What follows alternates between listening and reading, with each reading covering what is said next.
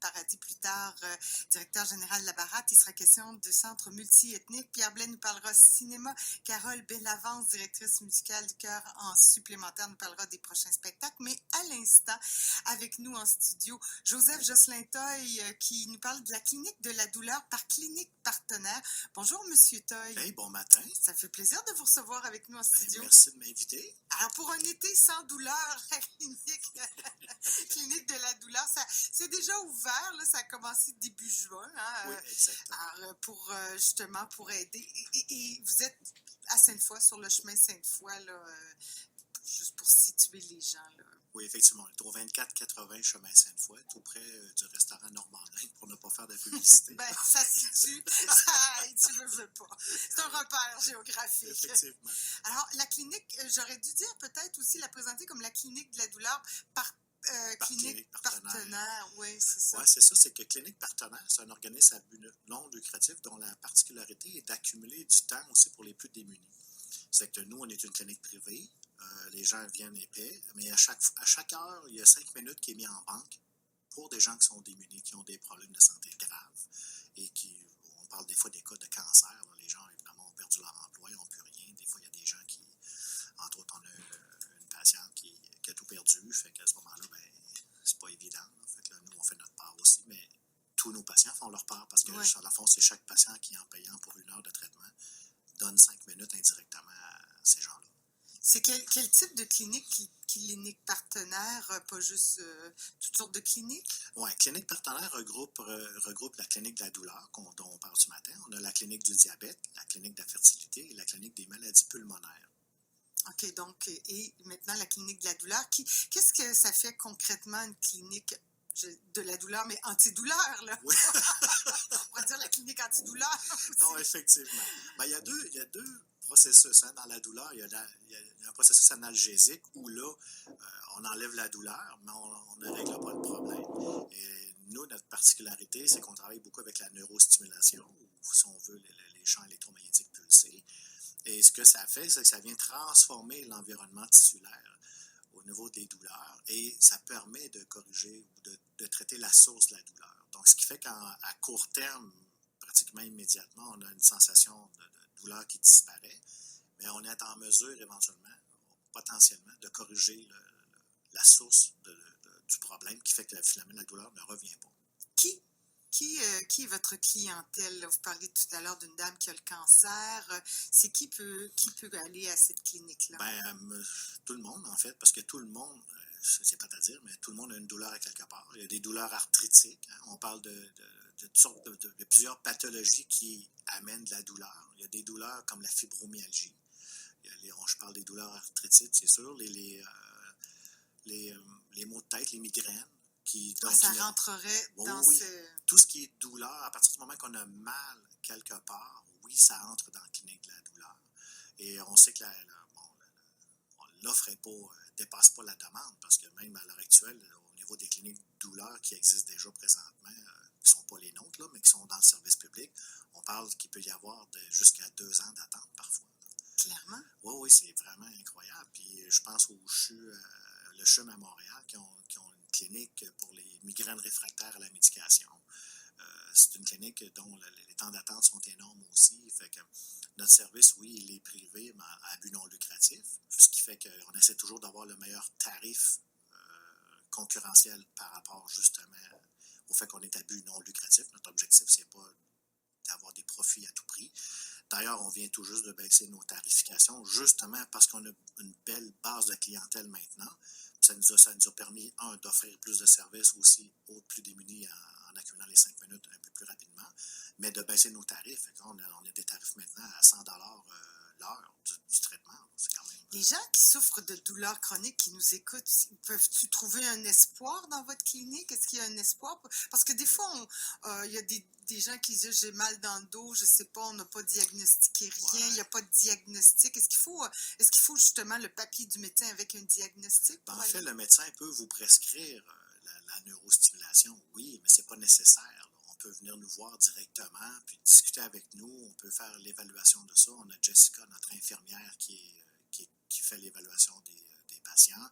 Stéphane, notre pharmacien, qui, lui, va évaluer la médication. Des fois, c'est une question d'interaction. Puis nous, on veut qu'on travaille en équipe.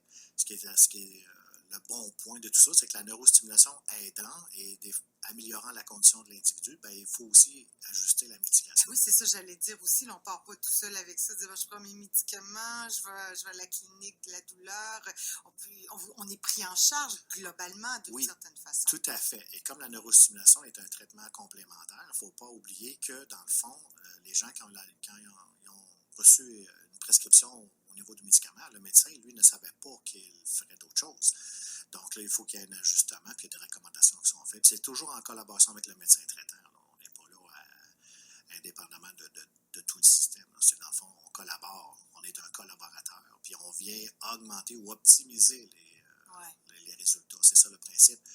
Juste au niveau des maladies pulmonaires, par exemple, on sait que la science, la recherche a démontré que la neurostimulation, quand c'est mis en collaboration avec la médication classique dans le domaine médical, ça peut augmenter les résultats de jusqu'à 80%. Donc, c'est quand même pas négligeable. Là.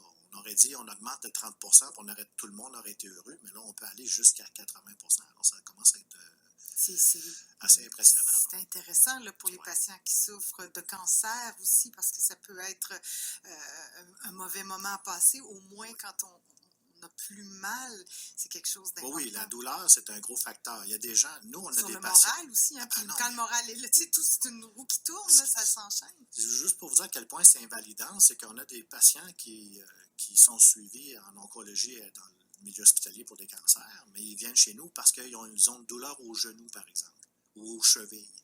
Puis la douleur au genou les dérange tellement que ça devient quasiment le point numéro 1 de ce qu'ils discutent. C'est même plus leur cancer qui les dérange autant que la douleur au genou.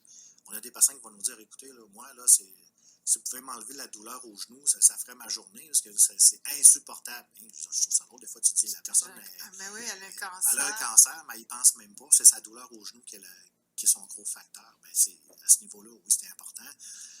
Même la neurostimulation peut agir sur les troubles anxieux, les dépressions et tout ça. Là. OK, donc il y a la douleur physique, puis en quelque sorte la douleur morale? Oui, tout à fait, parce qu'on va travailler, évidemment... C'est peut-être pas le même traitement non plus. C'est pas le même traitement. C'est la neurostimulation toujours. Les gens vont dire... Parce que, faisons une petite parenthèse. Vous parlez depuis le début de l'entrevue de la neurostimulation. Qu'est-ce que c'est exactement? C'est des électrodes qu'on nous... on stimule nos...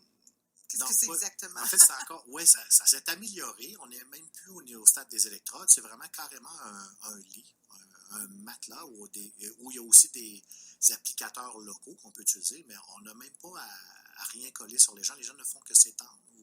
Ou on va placer l'applicateur sur l'endroit. Si c'est sur le genou, par exemple, on va mettre l'applicateur au genou, de sorte que les gens n'ont pas à se dévêtir, ils ne sont pas branchés de nulle part. Et les champs électromagnétiques pulsés, la beauté de la chose, c'est que c'est sans effet secondaire, sans douleur. Et je fais à la blague toujours sans odeur. C'est pour ceux qui ont peur des petites aiguilles de l'acupuncture. Non, juste pour souligner une anecdote, on a eu un patient encore qui venait pour des douleurs généralisées qu'on dit fibromyalgie. Et je parle le traitement avec lui, puis on parle. On jase comme on fait présentement. Puis là, après 1 heure, il dit, ben écoute, là, ça fait 1 heure qu'on jase, il faudrait bien qu'on commence le traitement. Mais c'est parce que le traitement, il vient de finir. Il s'en est même pas rendu compte.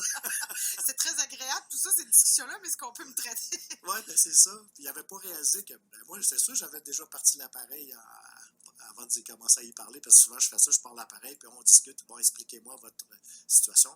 Et nous, on prend le temps. Puis c'est ça qui est la beauté dans les cliniques partenaires, c'est que le patient n'est pas un numéro. Puis c'est ce que moi, Stéphane et Jessica, on s'est donné comme défi, c'est de dire, ben, c'est pas un défi, en fait, c'est le patient, c'est une personne. Il y a une personne derrière la douleur, il y a une personne derrière le diabète, il y a une personne derrière la maladie pulmonaire, et elle a une vie.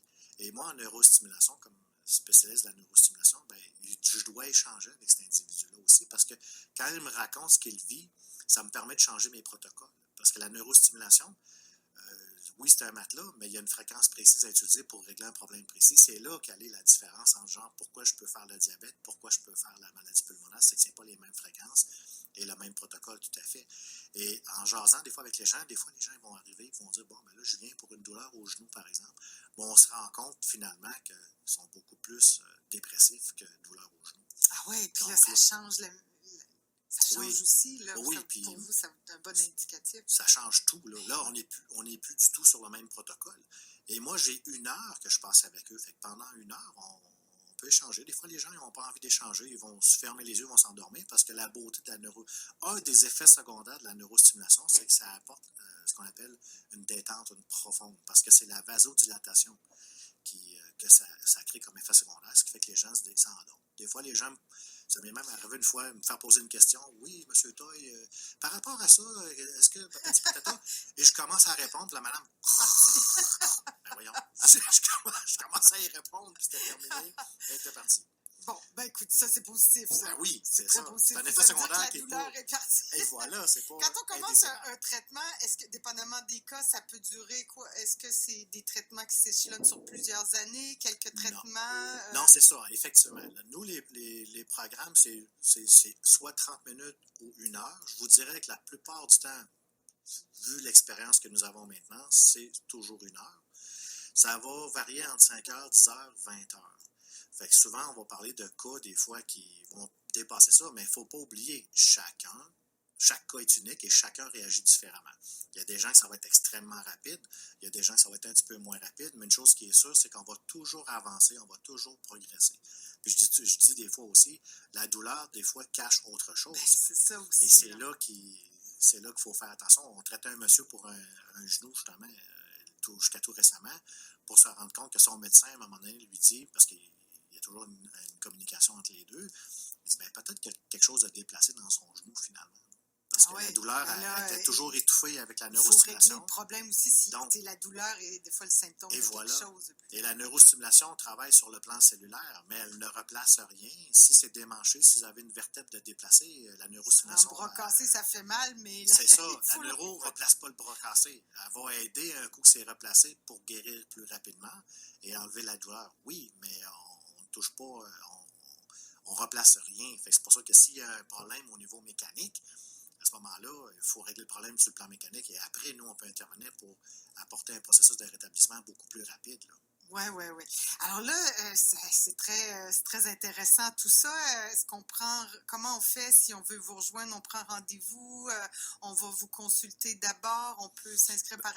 Comment on fait En fait, l'affaire la plus simple à faire, c'est de me contacter directement. On a un numéro 1844 que les gens peuvent retrouver sur le site web clinique au pluriel, partenaire au pluriel.com.